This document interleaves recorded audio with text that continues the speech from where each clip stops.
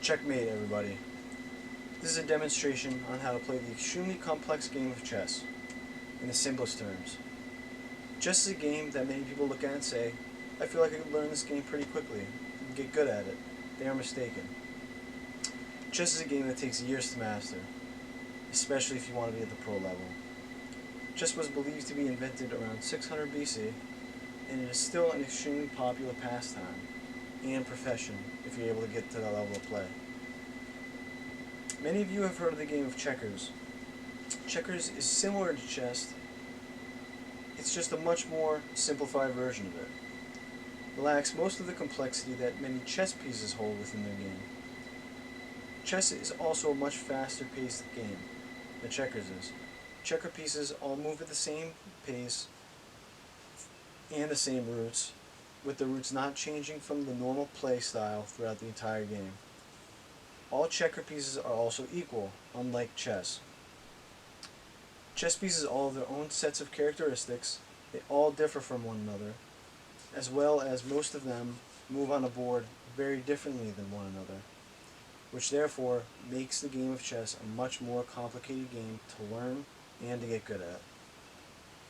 A chessboard and a checkerboard are the same thing.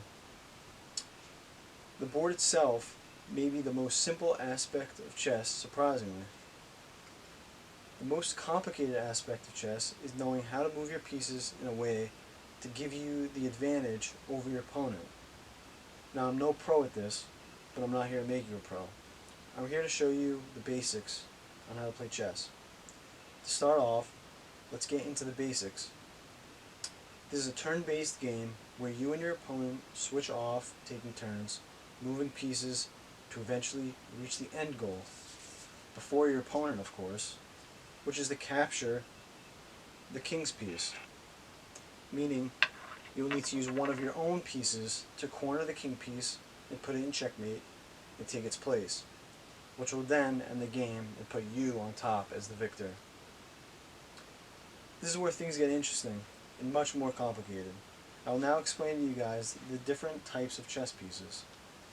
In the game of chess, there are 6 different types of pieces on a board at once. These pieces are called pawns, which are the smallest pieces in chess. The bishops, which are the medium-sized pieces with the pointed tops. The knights, which are the pieces with the horse heads. The rooks, which are the second smallest pieces. The queen, which is the second largest piece in chess. And lastly, but certainly not least, the king, which is the largest piece in the game of chess. Some of you that aren't too familiar with chess may say, oh, that's not bad, there are only 6 different pieces on a board at once. That's not as much as I thought there would be. Well, you need to take into consideration that every single one of those 6 pieces moves on a board differently, and some of them are restricted to only those movements for the entire game. So it is a very complicated set of pieces to play a game with. It's no walk in the park. It's not like you can move each piece every which way to your desire. There are different moves for each specific piece, as well as individual characteristics to where those pieces can move on the playing board during the game, which is the opposite of what many people think. Some people I've talked to believe any piece can move anywhere at once. That's just not true. Specific movements are for specific pieces. So if you want to learn to play chess, you must learn what piece holds which role during the game. So to start off, how do you play the pawns and what are their roles? The pawns move 1 square forward through the entire game, besides the first move. It can move twice forward after that. As well as when it's capturing another piece, it needs to move diagonally, to the left or to the right. The next piece we'll talk about will be the rook.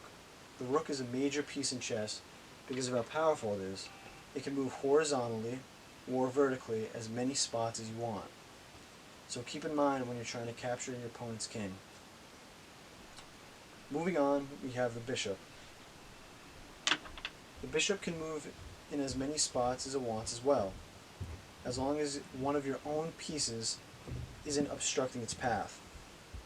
Up next, we have the knight. The knight may be one of the most interesting pieces of chess, just because it is so different from the rest. This big horse head piece can only move in the shape of an L, in any direction. It moves 3 spots vertically, then 1 horizontally, in either direction. Another thing that differentiates this piece is that it captures other pieces by landing on the exact spot, not going over them like other pieces do. So you need to plan the movements if you want to use your knight to capture your opponent's pieces. The last 2 pieces, and by far the most important pieces to protect, would be your king and your queen. Protecting those pieces determine whether or not you will succeed in taking down your opponent. While the king is your most important piece to protect, the queen is by far your most powerful piece. It can move as many spots as it wants, horizontally, vertically, and diagonally. Its behavior during a match is described as a bishop and a rook combined. Now arrives the king. The king can move in any direction unless the square is already occupied by one of your pieces. Once this piece is put into checkmate, the game is lost. There's nothing you can do, and there are no moves you can make to escape it. All the information I just opened up to you guys may be overwhelming, but these are all the basic rules on how to play chess. The only way to get better from here is to play an actual game and learn as you go. I hope this makes chess a little more simple to understand, and remember, always protect your king.